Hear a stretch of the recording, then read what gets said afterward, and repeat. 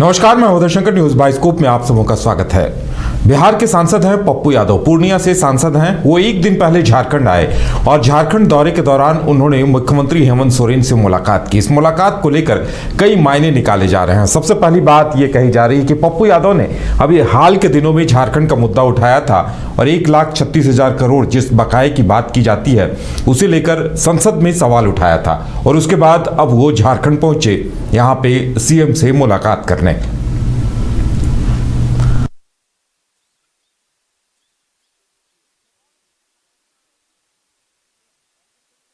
मुलाकात के बाद कई तरह के कयास लगाए जा रहे हैं। कहा जा रहा है कि क्या बिहार में जो आने वाले कुछ महीनों के बाद चुनाव होने हैं उसे लेकर कोई रणनीति बनाई जा रही है। क्या पप्पू यादव जेएमएम के प्रतिनिधि के तौर पर या जेएमएम के साथ उनका कोई गठबंधन होगा या जेएमएम के बैनर तले वो वहां पर चुनाव अभियान संभालेंगे या जेएमएम कई सीटों पर बिहार में लड़ने की अगर योजना बना रही है तो वहां पप्पू यादव की क्या भूमिका होगी, इसे लेकर भी सवाल खड़े हो रहे हैं। हमारे साथ मदन जुड़े हुए हैं। मदन, पप्पू यादव की सीएम हेमंत से मुलाकात की बड़ी चर्चा हो रही है, क्या मायने हैं इसके? बिल्कुल, देखिए, पप्पू यादव का दौरा जो है झारखंड लगातार बढ़ता जा रहा है और चुनाव प्रचार के दौरान अगर आप देखें तो पप्पू यादव झारखंड के कई जगहों पर पहुंचकर चुनाव प्रचार अभियान में शामिल हुए थे। इंडिया गठबंधन के पक्ष में वो चुनाव प्रचार करते हुए नजर आए। दरअसल आप इसे इस तौर पर समझ सकते हैं कि बिहार में महज कुछ महीनों के बाद चुनाव की घोषणा होने हैं, चुनाव होने हैं, तो ऐसे में ये जरूर है कि पप्पू यादव भी एक बड़े बैनर की तलाश कर रहे हैं। इससे पहले चर्चा थी कि जो पीके की पार्टी है उससे उनकी बातचीत चल रही थी, तो कहीं पीके के पार्टी में वो शामिल होकर के भी एक तरह से चुनाव प्रचार अभियान में या फिर अपने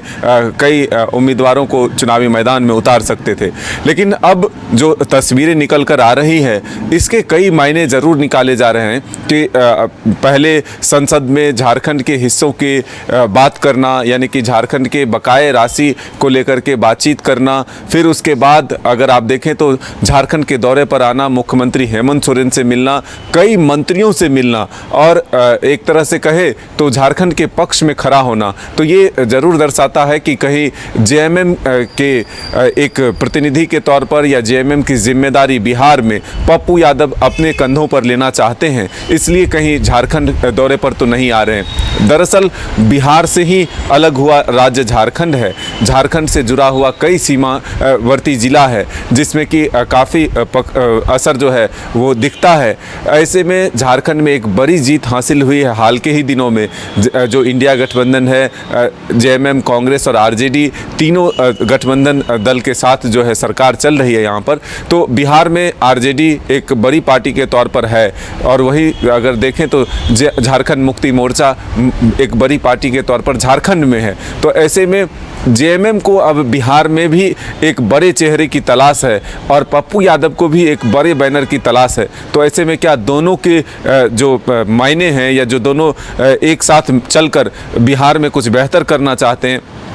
पहले ही आपने सुना है कि जब सीटों के बंटवारे झारखंड में चुनाव के दौरान चल रहे थे तब जो आरजेडी की दावेदारी थी, तो जेएमएम के नेता उस वक्त ये कहते थे कि अभी अगर हम पर प्रेशर दिया जा रहा है सीटों के बंटवारे में अधिक हिस्सेदारी की, तो यही बात, यही फार्मूला जो है बिहार के चुनाव के वक्त जेएमएम को भी बिहार में हिस्सेदारी मिलनी चाहिए, इसका ख्याल भी रखना चाहिए। तो वो प्रेशर के लिए और एक मजबूत नेता के साथ चुनावी मैदान में उतरने के लिए क्या जेएमएम भी पप्पू यादव से बातचीत को बढ़ा रहा है आगे? हालांकि इसकी अभी तक कोई चर्चा नहीं हुई है, लेकिन मुलाकात के मायने ये निकाले जा रहे हैं कि क्या बिहार में जेएमएम के एक बड़े चेहरे के तौर पर, एक कप्तान के तौर पर जो है पप्पू यादव अपने कंधों पर जेएमएम की जिम्मेदारी लेना चाहते हैं? क्या इसीलिए मुख्यमंत्री हेमंत सोरेन से उनकी मुलाकात हो रही है? और क्या जेएमएम को भी एक बड़े चेहरे की तलाश बिहार में है ताकि अपना पार्टी का जो जनाधार है वो वो बढ़ा सके। हालांकि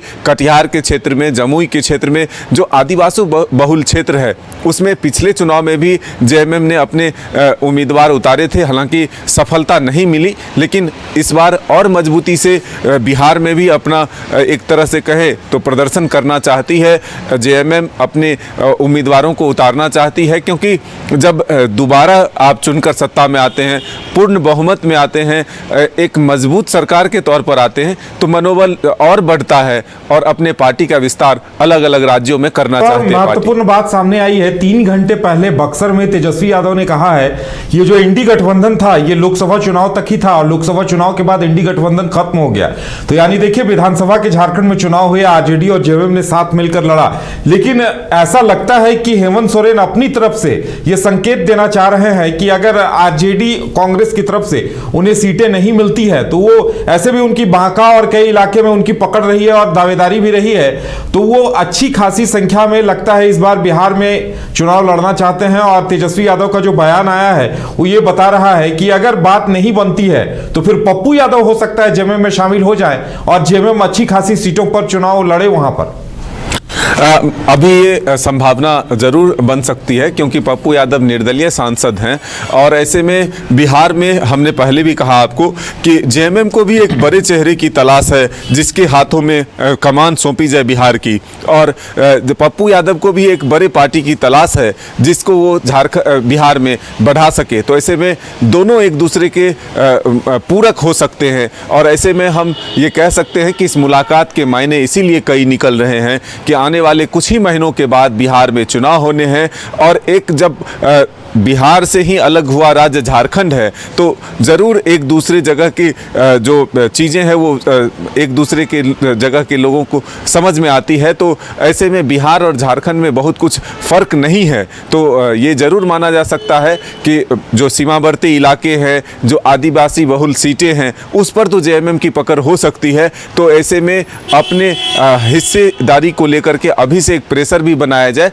आपने जिसका जिक्र किया कि तेजस्वी यादव कह रहे हैं कि इंडी गठबंधन जो है वो लोकसभा चुनाव तक ही थे, तो ऐसे में ये एक तरह से प्रेशर देने का भी समय है कि पप्पू यादव उनके पास हैं। अगर आप हमारे साथ नहीं होते हैं, हमें अगर अकेले भी चुनावी मैदान में उतरना पड़ता है तो हम मजबूती के साथ वहाँ पर अपने उम्मीदवारों को उतार सकते हैं, अपने पार्टी के का जो है एक तरह से विस्तार जो है बिहार में हम कर सकते हैं।